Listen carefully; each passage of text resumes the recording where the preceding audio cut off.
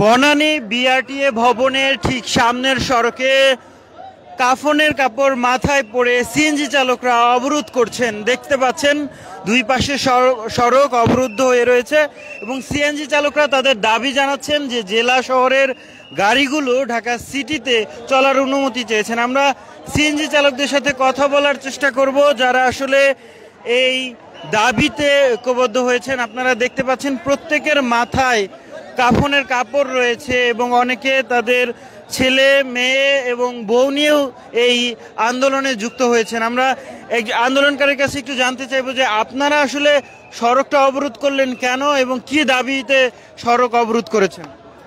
মূলত 2017 সালে আমাদের 16টা ইউনিয়ন কেটে নেয়। 16টা ইউনিয়ন দক্ষিণ ও উত্তর সিটি কর্পোরেশন কেটে নেওয়ার পরে আমাদের জেলা জায়গাগুলো সংকুচিত হয়ে পড়ে। সংকুচিত হয়ে পড়ার কারণে আমরা যেই জেলার ড্রাইভার আছি তারা সম্পূর্ণ বেকার হয়ে গেছি।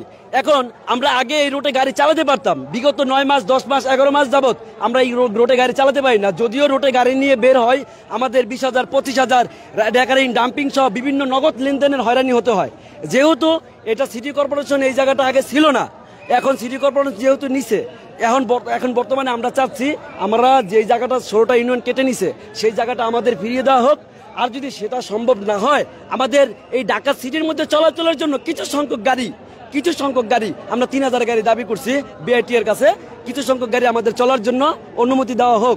আমরা বাল বাচ্চা নিয়ে চলি, আমরা কিন্তু সাধারণ মানুষ, আমরা কোনো রাজনৈতিক দল না। আমরা একমাত্র ক্ষুধায় পেটে নিয়ে এই জায়গায় আসছি, ক্ষুধা পেটে নিয়ে।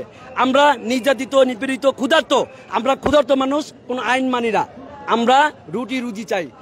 এখন আমার একটা প্রশ্ন হচ্ছে, আপনারা যদি এই সড়কে চলেন তাহলে সরকারের সমস্যাটা কোথায়? তারা কেন বাধা দিচ্ছে? সরকার জানে সেটা। এটা সরকারের বাধা হলে কিছু সিন্ডিকেট মেট্রো যে সিটি কর্পোরেশন 15,000 গাড়ি আছে তারা সিলিং পদ্ধতি করেছে, তারা আওয়ামী লীগের দোসর, তারা সিলিং পদ্ধতি করে এই গাড়িগুলারে 15,000-এর মধ্যে মেট্রো গাড়িগুলো সীমাবদ্ধ রেখেছে। ফলে এই মেট্রো গাড়িগুলো বাড়াচ্ছে না। তো এই একটা গাড়ি 5 লাখ টাকার গাড়ি যদি 25 লাখ 28 লাখ 30 লাখ টাকা হয় তাহলে আমার মতো সাধারণ মানুষের এই 25 লাখ 30 লাখ টাকা দিয়ে একটা গাড়ি কেনা সম্ভব না। সেই জন্য আমি একটা জেলা গাড়ি কিনেছি ঢাকার আশেপাশে চালানোর জন্য। সেই গাড়িগুলো আমাকে চালাতে দিচ্ছে না, যেহেতু আমার রোড পারমিট ওইখানে ছিল। এখন ওই রোডেই আমি অবৈধ বলে গণ্য হচ্ছি। কেন? আমি কোথায়? সুশীল সমাজের কাছে একটাই প্রশ্ন, কেন? এখন আরেকটা ব্যাপার হচ্ছে, ঢাকা শহর তো একেবারেই ছোট একটা জায়গা, অনেক যানবাহন। মানে আপনারা যদি এই সিএনজি যদি আরো বেড়ে যায় তাহলে যানজট আরো বাড়বে বলে মনে হয় না আপনার, বা বিশৃঙ্খলার সৃষ্টি হবে? 2000-এর আগে 1999 বা 98 97-তে 32,000 বেবি ট্যাক্সি ছিল, 32,000 বেবি ট্যাক্সি ছিল। এখন কি বলেন, সেই সময়ের আমলে কি লোক এখন বেশি না কম? তো সেই সময় 32,000 গাড়ি চলছে, এখন 15,000 গাড়ি, সেটা কি ঢাকা সিটিতে হয়? এখন কি কত লক্ষ কয় কোটি লোক আছে এই দেশে, এই সিটির মধ্যে অনেক লোক, সেহেতু 15,000 গাড়ি একদম সিম্পল একটা ব্যাপার।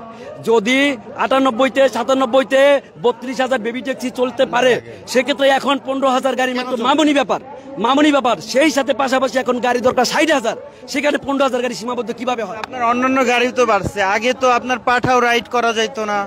তারপরে হচ্ছে যে এই যে প্রাইভেট গাড়ি, সরকারি নীতিমালা আসেন, পাঠাও যেটা, এটা কিন্তু প্রাইভেট কার, এইখানে কিন্তু যাত্রী বা ভাড়ায় চালিত গাড়ি না, মোটরসাইকেল ভাড়ায় চালিত গাড়ি না, অটো রিক্সা ভাড়ায় চালিত গাড়ি না। এটা অবৈধ, সম্পূর্ণ অবৈধ।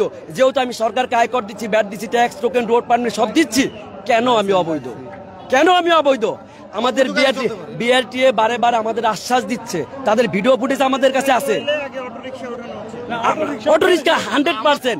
তারপরে এই যে প্রাইভেট গাড়ি দিয়ে পাঠাও মারে, এটা অবৈধ। যদি তারা মারতে পারে, আমার রোড পারমিট আছে, আমি ভাড়ায় চালিত গাড়ি, আমার গাড়িটা ভাড়ায় চালিত, সরকার নির্ধারিত ভাড়ায় গাড়ি, তাহলে আমি কেন চালাতে পারবো না? আমি কেন এই যে রোডে হয়রানির শিকার হব? কেন? আমার তো বলার জায়গা নাই। আমি এই মিডিয়ার মাধ্যমে এই সুশীল সমাজকে জানাতে চাই যেন আমাদের দিকটা একটু বিবেক বিবেচনা করে। আমাদেরকে এই বিআরটিএ শুধু আজকে দিচ্ছি, কালকে দিচ্ছি, পরশু দিচ্ছি, শুধু প্রতারণা। আমাদের এই 11টা মাস যাবত আমাদের সাথে এই মেট্রো মালিকের সিন্ডিকেট তাদেরকে থামিয়ে রেখেছে। তারা লাখ লাখ কোটি কোটি টাকা খেয়ে এই বিআরটি চুপ থেকে আছে, বিআরটি একমাত্র টাকা খেয়ে চুপ থেকে আছে, এছাড়া আর কিছু। মালিক সমিতি, মেট্রো মালিক সমিতি, তারা টাকা খাওয়াইছে। অবৈধ গাড়ি চলে, আমি আমার গাড়িগুলো চালাতে চাই, আমি আমার বাল বাচ্চা নিয়ে চলে বেড়ে খেতে চাই, এটাই আমার সুশীল সমাজের কাছে চাওয়া, আর কিছু না। জেলাতে যখন চালান তখন কি কোনো সমস্যা ফেস করেন? আমার জেলা আমার জেলা যেটা ছিল, আমি গাড়িটা কিনেছি মূলত আমার কেরানীগঞ্জ জেলা, ঢাকা জেলা যেটা অন্তর্ভুক্ত, যেটা এখন নিউ ঢাকা। ঠিক আছে, এটা যখন আমারে গাড়িগুলো বেচছে বললাম না, আমার ঢাকা যেমন ড্যামরা, মালতেল, পোস্তকলা, এই শ্যামপুর, ঠিক আছে, এই বিভিন্ন রোড আছে, এই রোডগুলো দেখাই আমার কাছে গাড়িগুলো বেচছে। যেহেতু আমি ঢাকা থাকি, তো আমি এই রোডে গাড়ি চালাবো। আমি যদি ড্যামরা থাকি, আমি ড্যামরাটা গাড়ি কিনছি, জেলা গাড়ি, যে আমি একটা গাড়ি কিনছি, আমি এখান থেকে গাড়িটা নিয়ে ঢাকার আশেপাশে চালাবো, ঢাকা ভিতরে যাবো না। তো আমার জীবিকা চলবে, সেই জন্য আমি গাড়িটা কিনেছি। এখন আমি যদি গাড়িটা নিয়ে গ্যারেজ থেকে না বেরোতে পারি, আমার রোড থেকে আমি না বেরোতে পারি, তাহলে আমি গাড়িটা চালাবো কোথায় চালাবো? আমার চালানোর জায়গা নেই। তো 16টা ইউনিয়ন কেটে নিয়েছে, সে তো আমি বলছি, তারপরও আবারও বলছি, আমাদের 16টা ইউনিয়ন কেটে দক্ষিণ ও উত্তর সিটি কর্পোরেশন নিয়ে গিয়েছে, বিনিময়ে আমাদের জায়গাগুলো সংকুচিত হয়েছে, আমাদের ড্রাইভারগুলো সব বেকার হয়ে পড়েছে। আমরা চাচ্ছি আমাদের এই রোডগুলো ফিরিয়ে দেওয়া হোক। পাশাপাশি আমাদের ঢাকা সিটির ভিতরে মোটামুটি সরকারি নীতিমালা বা টোকেন কিন্তু রোড পারমিট দেওয়া হোক। দর্শক সরাসরি দেখছিলেন ডেইলি সানে। এই মুহূর্তে দেখানোর চেষ্টা করছি বনানী সড়কে বিআরটিএ ভবনের ঠিক সামনে সিএনজি চালকদের অবস্থান। মাথায় কাফনের কাপড় পরে তারা এই অবরোধ চালাচ্ছেন এবং দুই পাশের সড়ক একেবারে যদি বলি তাহলে এই সড়কটি আসলে গুলিস্তান অভিমুখে যে সড়কটি রয়েছে সেই সড়কটিতে কিন্তু যানবাহন চলাচল একেবারেই বন্ধ রয়েছে। পাশাপাশি পাশের সড়ক অর্থাৎ এয়ারপোর্ট অভিমুখী যে সড়কটি রয়েছে সেই সড়কটিও কিন্তু বন্ধ করে রাখা হয়েছে। দেখতে পাচ্ছেন আপনারা, আমরা এই মুহূর্তে দেখতে পাচ্ছি বিআরটিএ ভবনের ঠিক সামনে বিআরটিএতে পুলিশের নিরাপত্তা বাড়ানো হয়েছে এবং পুলিশের সদস্যরা সামনে রয়েছেন, দেখতে পাচ্ছেন। কোনো কাগজপত্র নাই, অথচ আমরা কাগজপত্র আমাদের দাবি আছে সরকারের প্রতি। আমরা চলতে পারি না, অটো চলতেছে বাংলাদেশ। আমরা গরিব মানুষ, কেন আমরা পাবো না?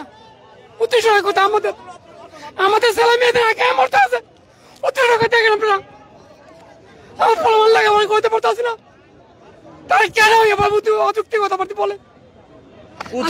কোথায় ধরে তাদের সারা ঢাকা শহর কোথায়, সারা ঢাকা শহর। তার কারণ তারা একটাও দিয়ে দেয়, তার তো আমাদের পারমিট নাই। আরে পারমিট নাই ভাই, ভালো কথা, আমাদের ফিটনেস 1 টাকা সরকারের কম আছে কিনা সেটা আপনি দেখেন। আমার টাকা এক আছে কিনা সেটা থেকে আপনি দেখেন।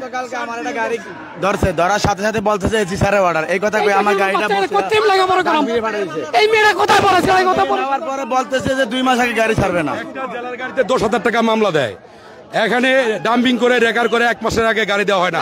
আমরা রাতে চুরি করে গাড়ি চালাই, তারপরে আমাদেরকে চেকপোস্টে গাড়ি ধরে মামলা করে দেয় রাতের 1:30টার সময়। আমরা কত কষ্টে আছি, আমাদের ছেলে মেয়েদেরকে লেখাপড়া করতে পারছি না। আমার নিজের গাড়ি 16,000 টাকার মামলা দিচ্ছে, রাত্রে 1:30টা বাজে আমার কালসি ব্রিজের জায়গায় 10,000 টাকা মামলা দিচ্ছে আমার জেলার গাড়ি। কিন্তু আমি মেট্রো গাড়ির মতো খরচ দিই, সবকিছু ট্যাক্স দিই, সবকিছু সরকারের। আমরা ঘর ভাড়া দিতে পারছি না, আমরা ছেলে মেয়েদের লেখাপড়া করতে পারছি না, আমরা রুজি রোজগার করতে পারছি না। আমরা এমন দিন যাচ্ছে 2,000 টাকার 5,000 টাকা 10,000 টাকা মামলা করে, অতএব আমরা 1,000 টাকা কামাই করতে পারি না। এই জন্য আমাদের মাননীয় এই বিআরটি চেয়ারম্যানের কাছে আমাদেরকে আগের আবেদন, উনি যেন আমাদের দিক নির্দেশনা। এর আগেও তো এসেছিলেন এখানে, হ্যাঁ এর আগেও আসছিলেন না, তখন কি একবার এসেছি, যে আমরা 4-5 দিনের মধ্যে একটা সমাধান করে দেবো।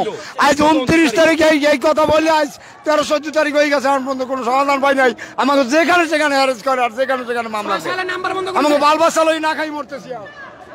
দর্শক সরাসরি দেখছিলেন ডেইলি সানে। এই মুহূর্তে দেখানোর চেষ্টা করছি বনানী সড়কে অবরোধ করে রেখেছে সিএনজি চালকরা এবং সেটি দেখছেন যে কাফনের কাপড় মাথায় পরে তাদের এই অবরুদ্ধ অবস্থা এবং তারা বলছিলেন তাদের যে দাবি সেটি হচ্ছে যে তারা যাতে ঢাকা শহরে নির্বিঘ্নে জেলার গাড়ি হিসেবে যাদের রেজিস্ট্রেশন রয়েছে তাদের যাতে সহজেই চলাচল করতে পারেন সেই সুবিধা তারা চান এবং সেই দাবিতে বেশ কয়েকবার এর আগেও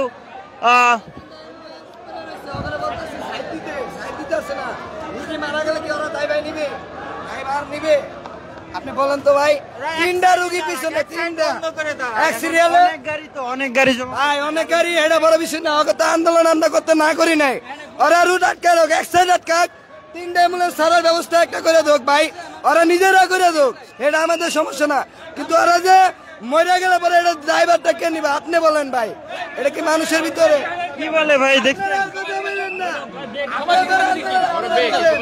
কিন্তু অ্যাম্বুলেন্স দিয়ে ছাড়েন, আপনারা সারাদিন করেন মিয়া, আমরাও ড্রাইভার, আপনারাও ড্রাইভার, আপনাদের চিন্তা করেন ঠিকই, মানুষ মেরে যাবে এটা চিন্তা সবাই দিয়ে যান, মানুষ মেরে গেলে এটা চিন্তা আপনারা করবেন না জীবনে। দর্শক সরাসরি দেখছিলেন ডেইলি সানে। এই মুহূর্তে দেখানোর চেষ্টা করছিলাম বনানী সড়ক থেকে, যেখানে পুরো সড়ক জুড়ে অবরুদ্ধ অবস্থায় রয়েছে এবং যেমনটা আসলে বলছিলেন যে অ্যাম্বুলেন্স আটকে রয়েছে, যার ফলে দুর্ভোগ সৃষ্টি হয়েছে পুরো সড়ক জুড়ে।